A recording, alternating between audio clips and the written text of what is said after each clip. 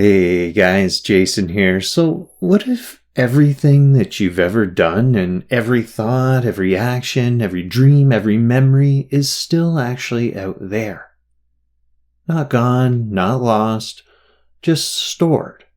Somewhere deeper than your mind, somewhere older than DNA, a field of memory that is so vast, so subtle, that it holds the blueprint of your entire soul. Like a thumbprint in light. Ancient rishis had a word for it. Akasha. So not sky, not space, but ether. The fifth element, the subtle substrate that holds imprints of everything. They said Akasha is the recording surface of the actual universe itself. A cosmic hard drive, a field of intelligence that remembers everything, even what you've forgotten. So in modern spirituality, you've probably heard the term Akashic records, right? It sounds new age, mystical, floaty, but the real thing isn't floaty at all. It's actually grounded. Akasha is mentioned in the Rig Veda. It appears in the Upanishads.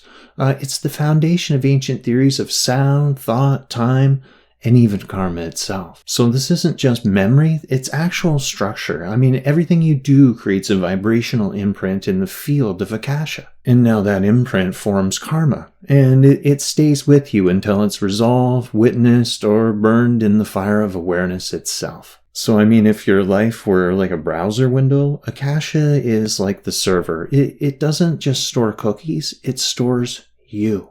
Your tendencies, your past impressions, your desires, your blind spots, and even your reoccurring loops. Even the dream you had as a 4-year-old that, changed you forever, it's still there, waiting. Because Akasha doesn't forget and it doesn't forgive.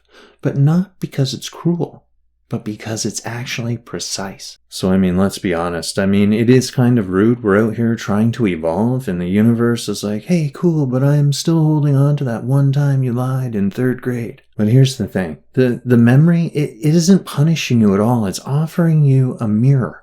Like every karmic echo is a breadcrumb, leading you back to the one place that you never truly loved. Inside.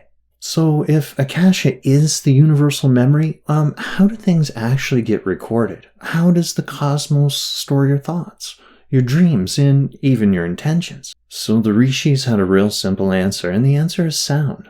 Not metaphorically, actually literally. According to the Vedic science, Akasha is the first of 5 of the great elements, and it's the only one that carries sound as its core quality. So air moves sound and fire responds to it. Water vibrates with it, and earth echoes it. But Akasha, it is sound. It is the original transmitter, the 0-point field where all vibrations begin.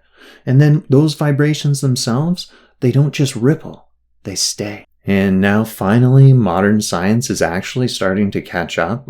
Sort of. Quantum field theory suggests the universe isn't made of particles. It's made of fields, vibrating fluctuations of probability that somehow remember. Some call it the unified field and others call it the quantum vacuum. But thousands and thousands of years ago, the Upanishads already described it.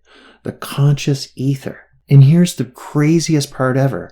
From Akasha comes air, from air fire, and from fire water, and from water earth. And so then you ask yourself, what does this mean? Akasha is the source code, not just of memory, but of matter. Which means that your deepest trauma might be less of a you problem and more of a software artifact echoing in the universal buffer. So it's not just that you haven't heard it yet.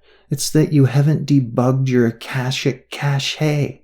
Clear your browser history, my friend. Okay, so here's where mantra actually comes in. The rishis didn't invent them. They actually heard them. The Sanskrit word is sruti, which means to be heard. The Vedas weren't composed. They were actually downloaded. And then you have to ask yourself, from where? Well, from Akasha. And that's through silence, through inner stillness, through a mind empty enough to tune in rather than try to create. Rishis weren't really the authors, they were antennas. And the Akashic field, well, it's been broadcasting long before your ego started buffering. So think of it like this. Every action you take creates a line of code in the Akashic system. Every thought is an imprint, and every intention an energetic timestamp. So when you chant mantra, you're not doing a thing. You're dialing in. It's like you're syncing up with a line of code already written, but waiting to be reactivated. And that's why certain phrases feel like home, because they are.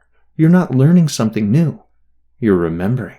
So there are ancient stories of the rishis receiving visions of entire temples, instruments, and medicines just by sitting in silence. They didn't figure these things out. They tuned into a layer of space where the blueprint already existed. It's Akasha, a cosmic GitHub, except with zero forking and infinite read access if you know the mantra to log in. And if you don't, no worries. Akasha is still watching, and it's still storing and still patiently waiting for you to stop trying to upload and finally download. So then a lot of people ask, how do you access the actual Akashic field? Well, you don't need to astral project, and you don't need to be psychic, and you don't need to pay someone online to tell you that you were a goat herder in Lemuria. What you actually need is silence. No ordinary silence though, not the absence of sound, but the presence of stillness. Because Akasha, it isn't loud, it's precise. It's subtle, and it's whispering behind the thoughts you keep confusing for yourself. So the Upanishads, they say that in deep meditation, dhyana, the rishis become transparent to the field. So he doesn't think, he doesn't seek, he remembers. And this is the difference between knowledge and wisdom, right? Knowledge is collected and wisdom is simply recalled. The Akashic field isn't a place you go. It's a silence you enter when the noise of me actually dies down. It's like searching your house for your glasses only to realize that they've been on your head the whole time, and the universe is just watching like, oh, look at them enlightening themselves. Because the Akashic record, it doesn't store your identity, it stores momentum. It remembers what you clung to, what you resisted, and what you refused to actually let go of, and what you became in the process of trying to become something else. And this is karma, not punishment, persistence. The field actually gives back what you send out until you realize the signal was never coming from out there at all. It was always you. And that's why nothing is truly ever actually forgotten, because nothing was ever separate. The lie of memory is that it's linear. And the truth is, Akasha holds all versions of you simultaneously, waiting for you to stop identifying with the one that's still suffering. And then the moment that you do, that memory starts to rewrite itself. The rishis didn't access the Akashic field to learn who they were. They accessed it to undo who they weren't. So they meditated not to become more, but to disappear. Because only in that space that was left behind could the signal get through. The Akashic record, a library, a field, but it's not somewhere in the sky. It's woven into the breath, hidden behind the next thought, waiting in the pause between wanting and surrender. And when you're actually quiet enough, you don't read the record, you remember that you wrote it. And even deeper than that, you realize the story was never yours to begin with. And that's because Akasha doesn't belong to you. You belong to it. And when you dissolve the you that keeps asking questions, the answers stop being answers. They just become what is. No pages, no past lives, and no future karma. Just presence. Perfectly still, perfectly whole, and perfectly empty. Namaste.